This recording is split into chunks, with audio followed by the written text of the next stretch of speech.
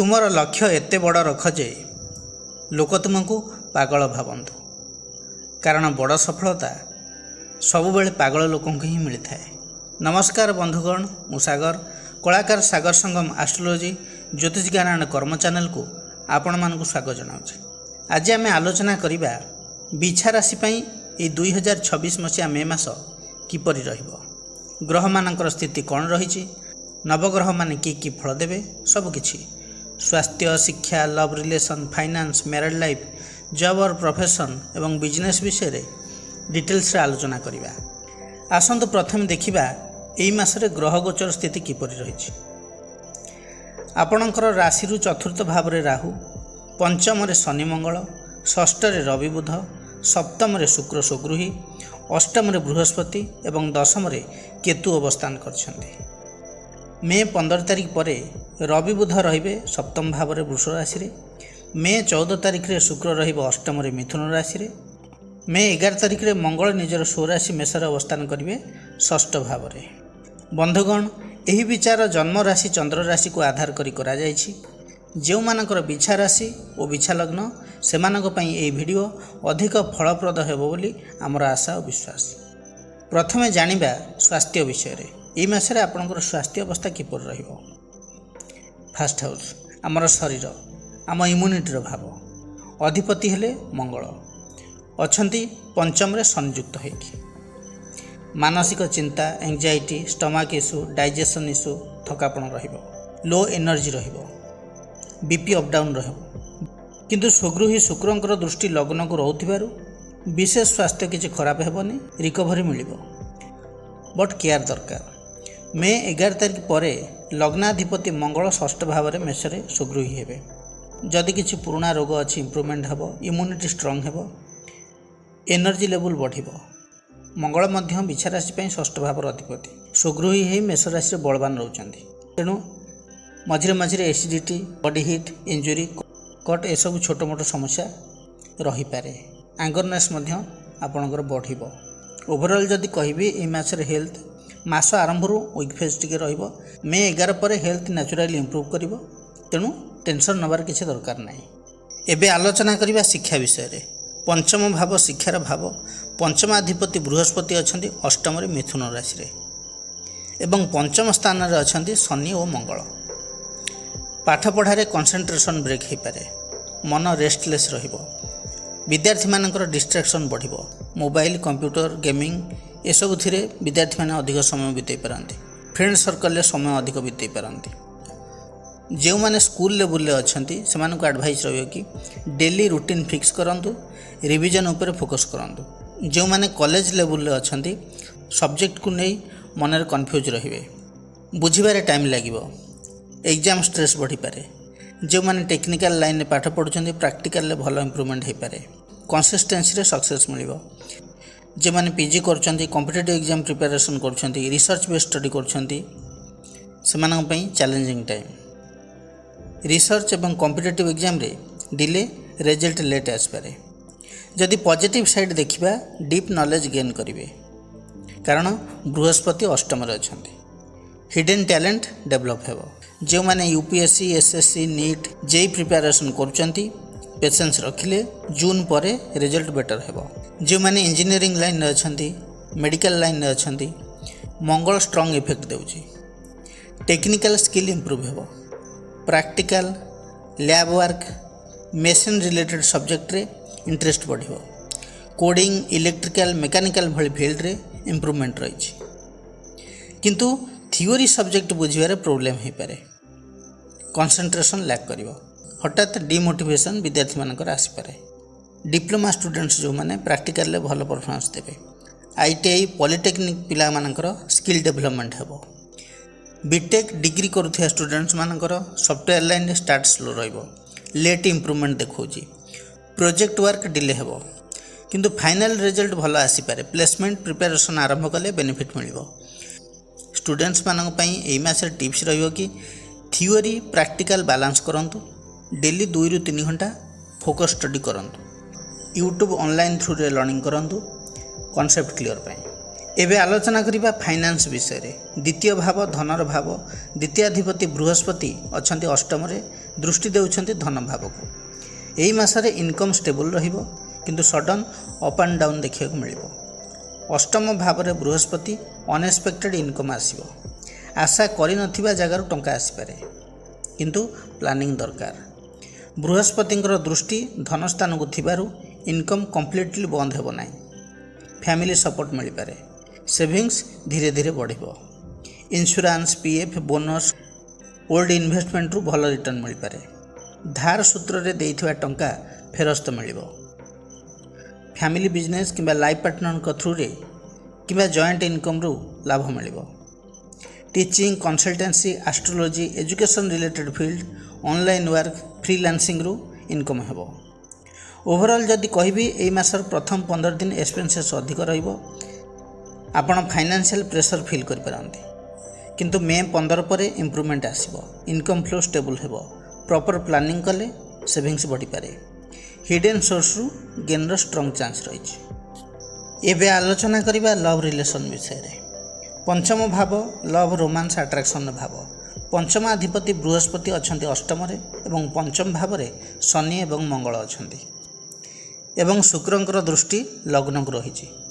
पंचम भाव रे शनि मंगलंकर संयोग मे 11 पर्यंत रहिबो।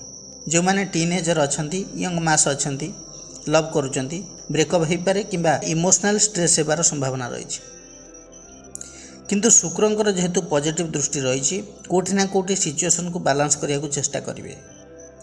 राग रोषा अभिमान रहिले भी अट्रैक्शन रहिबो। जदि सकाळे झगड़ा हेछि तेबे संध्या को ठीक हे जिवो। एई भली मासर 14 तारिख पर्यंत चलिबो। किंतु मे 11 परे शनि केवल पंचम भाव में रहिबे। लव लाइफ रे सीरियसनेस बढ़िबो।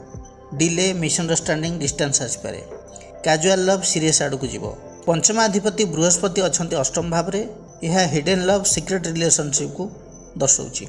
लव लाइफ रे अप डाउन आसपारे। पास्ट रिलेशनशिप पुणी नुआ रूप से आसपारे।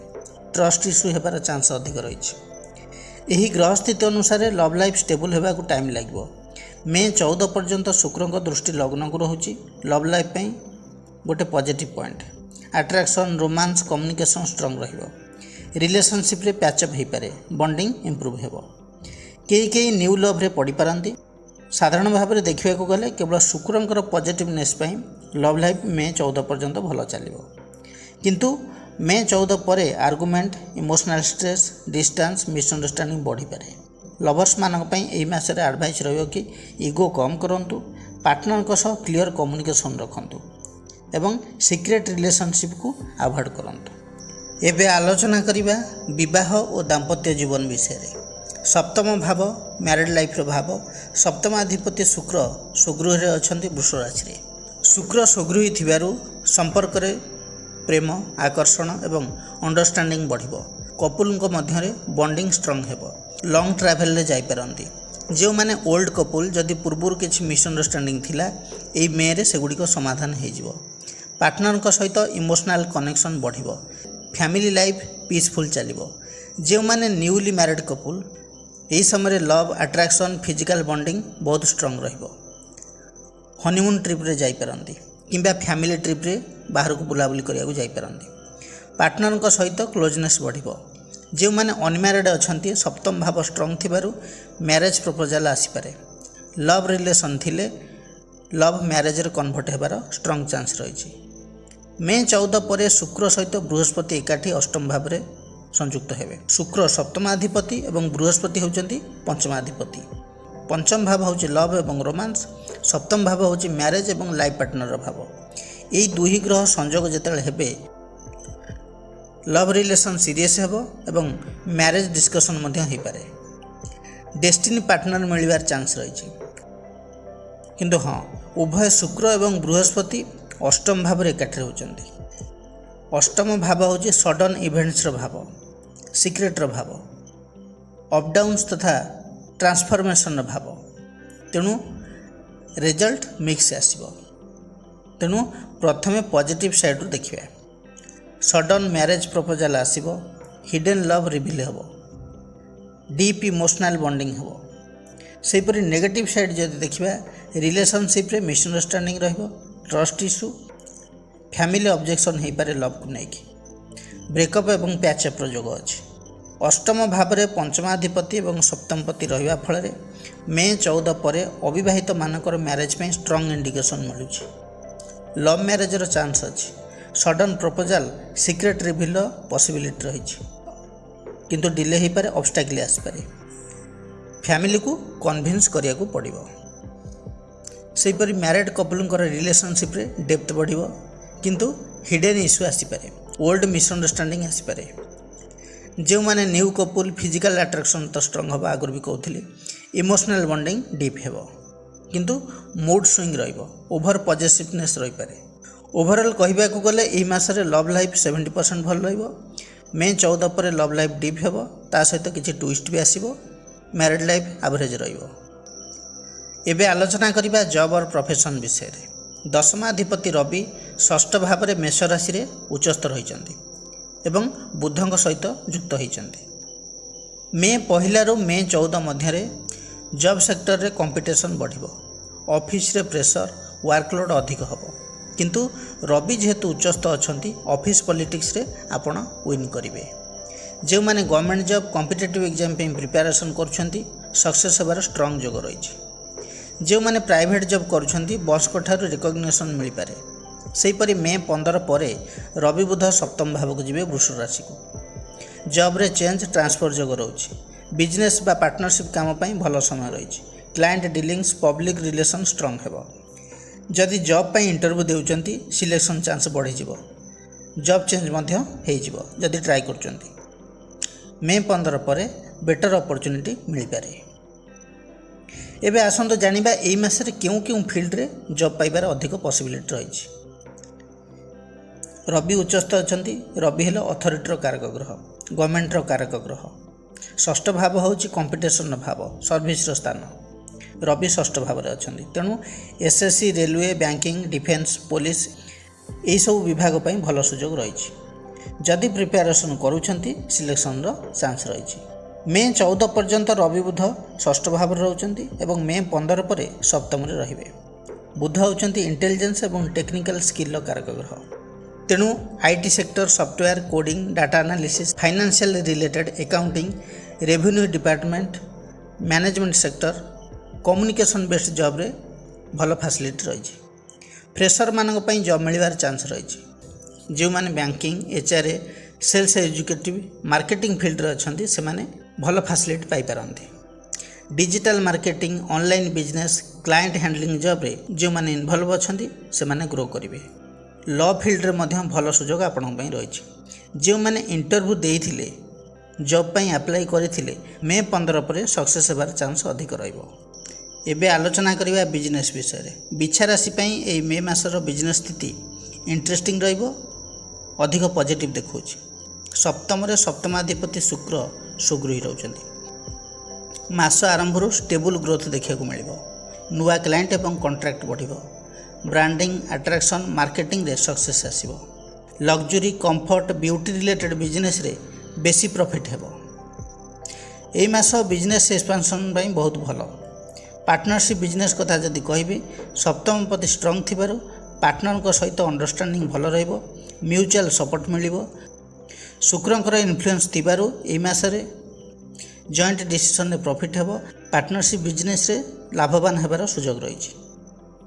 शुक्रंकर इन्फ्लुएंस अधिक थिबारु एई मासरे केउं प्रकार बिजनेस अधिक भल चलिबो आसुन जानिबा। Beauty related business, cosmetic item, salon, fashion, clothings, jewellery, all luxury item रो business, hotel, restaurant, food business, decoration, event management, vehicle, digital sellings, luxury related product ये सब बिजनेस करुवा लोक मैंने अधिक लाभवान हेबे। हाई अमाउंट रो इनकम एई मासरे जनरेट करिपारिबे। मे 14 पर सप्तमाधिपति शुक्र बृहस्पति युक्त हेबे एवं सप्तम रे रहिबे रवि बुध। बिजनेस रे बिग प्रॉफिट अपॉर्चुनिटी आसपारे। न्यू पार्टनरशिप ऑफर मिल पारे। बिजनेस एक्सपेंशन पई प्लानिंग करिवे। एई समय जदि आपण इन्वेस्टमेंट करूछंती तेबे फ्यूचर रे लाभ मिलिबो। ओवरऑल जदि कहबी बिछा राशि पई एही मे मास बिजनेस रे बहुत डेवलपमेंट देखौछि। बिछा राशि रो व्यक्ति विशेष माने प्रतिकार कोन करिवे। ଆପଣଙ୍କର ରାଶ୍ୟାଧିପତି ହେଲେ ମଙ୍ଗଳ। ମଙ୍ଗଳଙ୍କର ବୀଜ ମନ୍ତ୍ରକୁ ଜପ କରନ୍ତୁ। ମନ୍ତ୍ରଟି ହେଲା ଓಂ କ୍ରାଂ କ୍ରିଂ କ୍ରୌଂସ ଭୂମାୟ ନମଃ। ଦୈନିକ 108 ଥର ଜପ କରନ୍ତୁ। ହନୁମାନ ଚାଳିଶାର ପାଠ କରନ୍ତୁ। ଶନିଙ୍କର ଅଶୁଭତ୍ୱ ପ୍ରଭାବ କମାଇବା ପାଇଁ ପ୍ରତ୍ୟେକ ଶନିବାର ଦିନ ରାଶି ତେଲର ଦୀପଟିଏ ଶନିଙ୍କ ଉଦ୍ଦେଶ୍ୟରେ ଜାଳନ୍ତୁ। କଳା ତିଳ ଏବଂ ସୋରିଷ ତେଲ ଦାନ କରନ୍ତୁ। ଗରିବ ଲୋକଙ୍କୁ ସହାୟତା କରନ୍ତୁ। ଆପଣଙ୍କ ପାଇଁ ଶୁଭ ରହିବ। ବନ୍ଧୁଗଣ, ଏହା ଥିଲା ବିଛା ରାଶି ପାଇଁ 2026 ମେ ମାସର ମାସିକ ରାଶିଫଳ ବିଷୟରେ ବିସ୍ତୃତ ଆଲୋଚନା। ଯଦି ଭିଡ଼ିଓଟି ଭଲ ଲାଗିଥାଏ ତେବେ ଲାଇକ୍, କମେଣ୍ଟ, ସେୟାର କରିବା ପାଇଁ ଜମାରୁ ବି ଭୁଲିବେ ନାହିଁ। ପୁଣି ଆସିବି ନୂଆ ଏକ ଅଧ୍ୟାୟକୁ ନେଇ। ସେ ପର୍ଯ୍ୟନ୍ତ ରହୁଛି ନମସ୍କାର।